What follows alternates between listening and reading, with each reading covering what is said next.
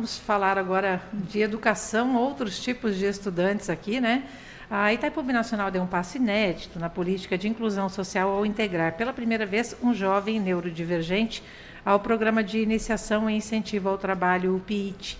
A ação é resultado de uma parceria com a APAE de Foz e tem como primeiro participante, então, o Rian Matheus Marques de Lima, de 17 anos. Só que ele não é o primeiro no caso da APAE, não, né? Quem está aqui com a gente é a Silvane Arenheit, que é coordenadora pedagógica e coordenadora do Programa de Inserção de PCD ao Mercado de Trabalho da APAE aqui em Foz. Bom dia. Bom dia, Cris. Tudo bem com você? Tudo bem. Silvane, o caso do Rian não é o primeiro, você me falou que são 30 alunos de vocês já trabalhando? Isso, em 3 anos nós já temos 30 alunos inseridos, mas o Rian, ele é um caso diferente porque ele foi o primeiro menor aprendiz. O Rian, ele foi inserido através do programa da Guarda Mirim. E a Guarda Mirim também foi o primeiro PCD que eles atenderam, então eles também tiveram que fazer toda uma mudança, uma organização no plano de trabalho deles, e aí o Rian passa a ser então o primeiro inserido como menor aprendiz, porque os outros eles são contratados normalmente, CLT, mas não como menor aprendiz. São quantas empresas parceiras que vocês têm nesse projeto? Nós estamos, acho que ao todo, umas 5, 6 empresas. Só que dessas temos empresas que estão com 7, 8 alunos. E é uma oportunidade muito bacana, né, para os alunos. É uma oportunidade única, porque não é simplesmente um emprego. Porque a partir do momento que ele está inserido no mundo do trabalho, é uma mudança muito grande para a família, porque é uma renda que vai agregar na própria família, na renda familiar. É uma inclusão efetivamente, que é essa inclusão que a gente busca, que a gente não trabalha apenas para incluir ele no ensino regular. Esse não é o nosso foco. É claro, se o nosso aluno ele tem condição de ser inserido no ensino regular, nós trabalhamos para isso. Porém, nós temos alunos que não é esse o perfil dele. Então, o que a gente trabalha lá? A autonomia, para que ele possa sair dali e conseguir, por exemplo, um trabalho.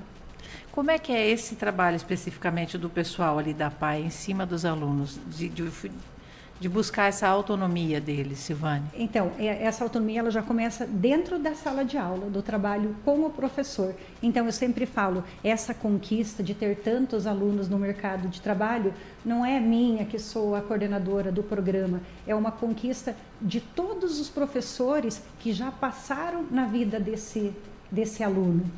E que sinais que vocês usam, percebem para identificar se o aluno pode ir para o mercado de trabalho ou qual o melhor encaminhamento para ele? A autonomia. A gente jamais vai indicar um aluno para qualquer empresa que seja, se esse aluno realmente ele não tiver uma autonomia. Porque nós temos muitos alunos que têm essa condição, porém a gente esbarra em algumas situações que às vezes a gente pensa que é culpa do empresário que não oferece a vaga, mas o cenário é outro. As empresas até elas nos procuram pedindo alunos, porém a gente esbarra na aceitação da família. A família que não quer? Ela tem um receio muito grande. O Rian mesmo é um caso muito forte nosso.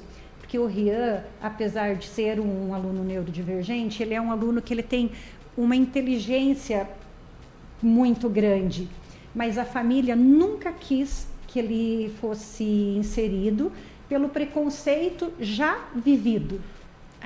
É como uma proteção para ele mesmo, a família acho que vê assim. De proteção, e isso acontece não só com a família do Rian, mas outras famílias que têm esse medo, algumas que, meu filho não sabe pegar o ônibus, aí assim a gente chama a família, a partir do momento que a empresa entra em contato conosco, aí eu vejo a vaga e vejo qual aluno que tem esse perfil. Aí o trabalho começa com a família, para fazer com que essa família compreenda a necessidade, a importância dele estar inserido no mundo do trabalho. Só um pouquinho, Guilherme, é a questão também de mostrar que ele é capaz, assim, que não é por ser neurodivergente ou por estar numa condição que a pessoa é incapaz de fazer certas coisas, né? E eles são muito capazes, Cris. Nós só temos elogios das empresas de onde estão nossos alunos. Que legal. E eu vi até, Silvane, bom dia. Bom dia. No material que foi divulgado ali pela Itaipu, eles citam que, inclusive, ele vai com o transporte, né, público lá para fazer as atividades dele 3 vezes por semana. Ou seja, é realmente isso que você falou, a questão da autonomia, um ganho de autonomia, né? E era um aluno que sempre usou só o transporte da escola, né, que a gente tem o transporte, que é cedido pelo município. Quando ele foi para a guarda, a gente teve também muita dificuldade de como seria, como que ele iria para a guarda, porque a família trabalha, então também é difícil. E o Rian tirou de letra. Foi para a guarda, vai para Itaipu, da Itaipu ele vai para a escola, porque ele continua, eles mesmo trabalhando, eles continuam sendo nossos alunos. A maioria dos nossos alunos que está inserido no mercado de trabalho, eles estudam de manhã e trabalham da tarde para a noite. Você falou dessa questão do preconceito, do medo das famílias. Quais são os maiores desafios que esses alunos enfrentam quando ingressam no ambiente corporativo? Que, infelizmente, eu imagino assim, nem todo mundo tem bom senso e tem educação, né? A gente teve uma situação bem pontual, temos bastante alunos inseridos em mercado. E até colocaram o crachá, né, de pessoa com deficiência, para que o cliente pudesse ver, porque eles nunca vão fazer o trabalho igual uma pessoa. Eles têm o tempo típica, deles, né? É no tempo deles, é da forma deles. Então, assim, a maior dificuldade não é com o gestor deles lá, porque eles são preparados. Assim, nunca tivemos problema com o responsável direto deles no trabalho. O problema são os clientes. Então, a população que precisa ter um olhar mais carinhoso, um olhar diferente para a pessoa com deficiência. Agora, essa questão aí muitas vezes vem da falta de contato, né? Sabe, assim, o preconceito ele vem da falta de vivência, ali, da falta, né, de contato com aquela realidade. Você acha aí que com a inserção cada vez maior aí de pessoas, né, com deficiência no mercado de trabalho, isso vai mudando também com o tempo? Eu acho que sim, tenho certeza que sim. Você vê que esse aluno está lá e consegue desenvolver um trabalho, ao menos ali dentro daquele ambiente, aquelas pessoas que estão ali, elas já mudam. Aí elas levam para a família delas, né, que tem um funcionário assim. Então, eu acho que a única forma realmente do preconceito diminuir é estar inserindo esses alunos para que as pessoas possam ver da capacidade deles. Nós temos alunos em hotel de luxo da cidade. Olha, que legal. Mercado, aí estamos com o Rian na Itaipu. Então, assim, para nós é muito satisfatório. Assim, foi um passo muito importante que a gente deu. Você falou que vocês começaram com esse programa há 3 anos, 3 né? anos. Antes não era feito esse encaminhamento? Não tinha. E tem alguém que já está trabalhando desde quando vocês começaram até agora? O que essa pessoa traz para vocês em termos de realização, né? Todos estão ainda daquela época. E assim, sabe o que é o mais interessante? Como eles chegam diferentes na escola. Eles são outros alunos. É um divisor de água na vida do aluno. Ele é mais autônomo, ele é mais independente, até questão de higiene. Autoestima, acho que não todo, né? Muda completamente. Eles chegam contando que eles mostram a roupa, eles mostram o calçado, que eles compraram com o meu dinheiro. Comprei uma TV para pôr no meu quarto. Então, assim, para nós isso é motivo assim, de muita alegria. Você está à frente disso. Hoje, ainda quando vim, eu pensei, meu Deus, quão abençoada que eu sou de estar à frente de um programa tão bonito, que transforma não só a vida do aluno, mas de uma família toda. E já teve algum caso você falou que vocês fazem esse acompanhamento, que ele vai para o trabalho e vai para a aula também. Já teve algum caso de algum aluno que chegou reclamando de alguma coisa ou avisando, olha, tá assim, assim, assado? Já, e a gente aí faz o contato com a empresa e também acontece o contrário. A empresa, ela também me procura para falar de uma determinada situação, que eu sempre deixo muito claro. Quando surge a vaga, eu vou na empresa e converso com aquele que vai ser o gestor do aluno. E sempre me coloco muito à disposição para estar auxiliando, porque para nós é muito mais fácil, mais acessível para ter uma conversa com eles do que às vezes a própria empresa. Então é uma via de mão dupla. Assim como eles trazem algumas situações e a gente leva para a empresa também nos traz algumas situações, a gente conversa com o aluno e tenta resolver, porque a nossa intenção é que realmente ele fique no trabalho. Para falar agora das empresas especificamente, né? Como é que funciona aí o contato da empresa com vocês?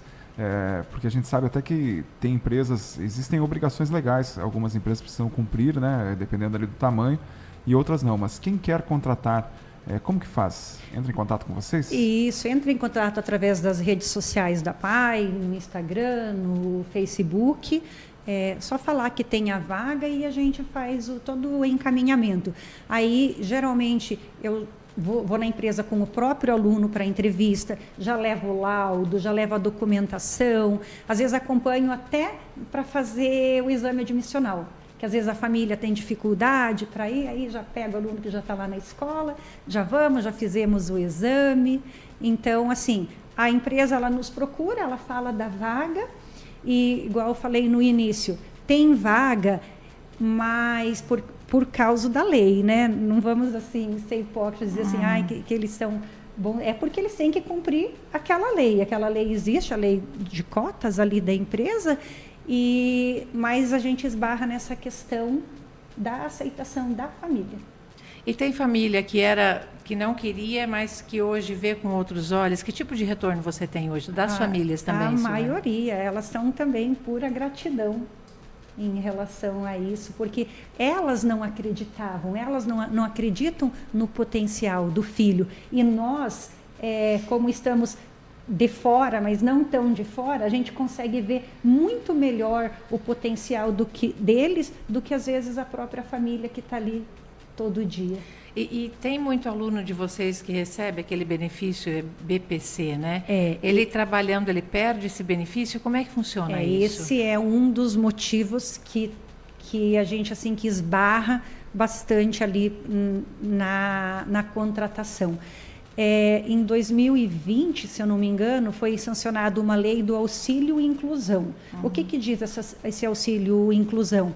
Que a pessoa com deficiência ela pode ser contratada por 2 anos sem a perda do benefício. Ela passa a receber um auxílio inclusão, que é a metade do benefício. Então, se for somar o valor que ele vai ganhar, mais a metade do benefício, ele vai ter uma renda superior ao benefício. Mas é claro, para você se enquadrar nisso, tem toda aquela questão de quanto que a família ganha, né? Mas, teoricamente, eles não perdem mais o benefício. Eles passam a receber a metade por 2 anos. Por que 2 anos? Porque 2 anos subentende que se ele conseguiu ficar 2 anos, é porque realmente ele tem autonomia para trabalhar. Então, ele não precisaria mais do benefício. O que a gente discorda? A gente gostaria muito que ele tivesse o benefício na sua integralidade e mais o salário dele, mas infelizmente não é assim. Qual que é o valor do benefício hoje? É um salário mínimo. Um salário mínimo? Um salário mínimo.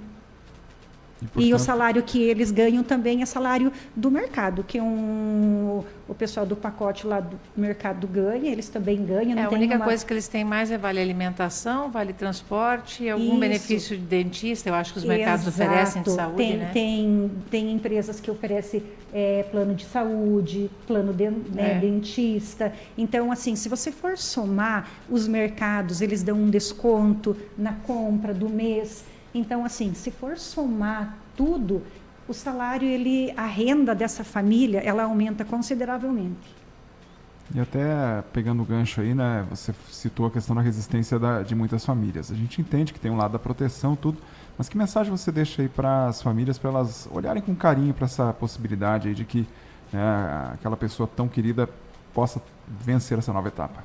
Eu acho que é só olhar os nossos alunos que já foram inseridos, né? Ir até a escola, que a família que tem esse desejo, que se estiver nos ouvindo, né, que o seu filho seja inserido, que nos procure. E a mesma coisa empresário, se tiver algum empresário nos ouvindo agora, nos assistindo agora, que ele entre em contato com a PAI, que a gente sempre analisa qual é a vaga. Claro, tem muitas vagas que o nosso aluno talvez não vai conseguir ocupar, mas ele consegue realizar muitas atividades dentro de uma empresa. Então, estamos assim de portas abertas para a empresa, inclusive a Itaipu já agendou conosco uma reunião que eles querem ir lá para conhecer, para ver outro aluno, né, para conhecer o nosso trabalho. E para nós, essa questão do Rian, que foi inserido como menor aprendiz, seria bom que todas as empresas fizessem, porque dele não perde o benefício, nem a metade. Ele recebe o benefício na sua integralidade e mais o menor aprendiz. Silvânia, eu queria desejar você, parabenizar você, toda a equipe da PAI aí, porque eu acho que esse é um dos maiores exemplos de inclusão mesmo, né? Aquilo que tu falou, não é só na educação, é incluir realmente a pessoa numa realidade ali que vai mudar a cabeça dela, a vida dela, né, para sempre. Obrigada, parabéns. Cris. Obrigada. É uma alegria estar à frente desse projeto que transforma vidas. Nós conversamos aqui então na CBN com a Silvane Arenhardt, ela que é coordenadora pedagógica do Programa de Inserção de Pessoa com Deficiência no Mercado de Trabalho ali na PAI, né, em Foz do Iguaçu. Silvane, obrigado pela participação aqui na CBN. Obrigada a vocês pelo convite, é uma alegria falar do nosso programa. Obrigadão.